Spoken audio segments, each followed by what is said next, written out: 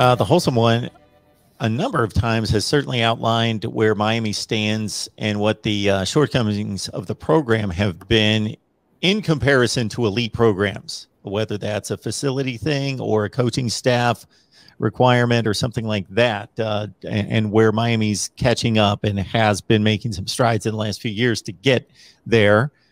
This is something that hasn't been talked about. I certainly would have no knowledge of this in regards to what the standard is, what's expected, and what you would see at an elite program that D-Rock Irish is talking about concerning a nutritionist on staff and how involved they are during the preseason.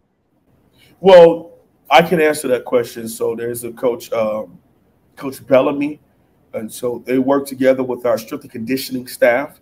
So you have Coach Feely and his assistants. You have Coach Bellamy with nutrition.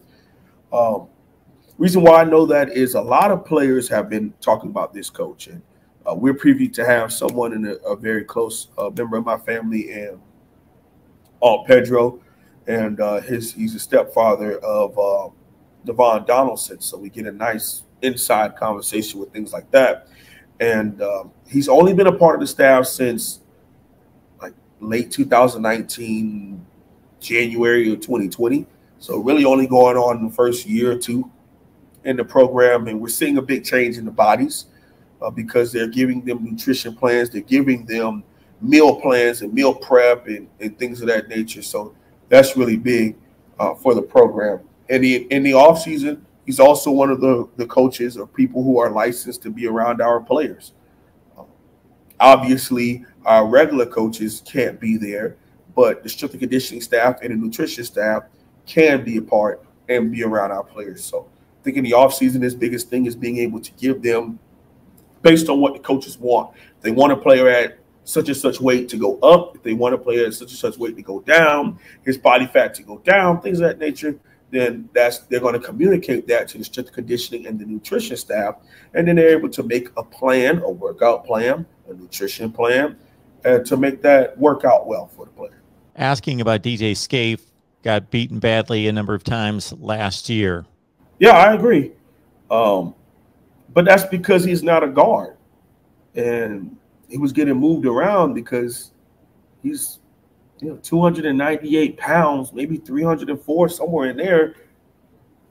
Going into the season, he's a tackle.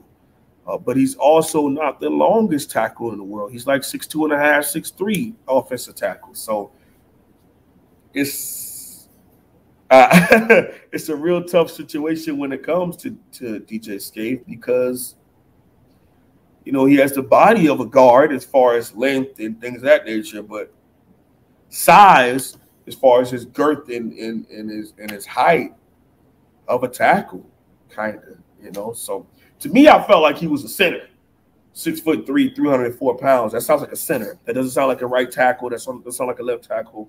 Sounds like a center. But we kind of have that position on lock with guys like Corey Gaynor, Ja'Kai Clark, and Ryan Rodriguez of the future. So he also lost that right tackle position to Jared Williams, number 62, the 7th-year college football player who played with De'Aaron King at Houston. So, and both of our offensive tackles, and Zion Nelson and Jared Williams, made the Outlander Trophy watch list today.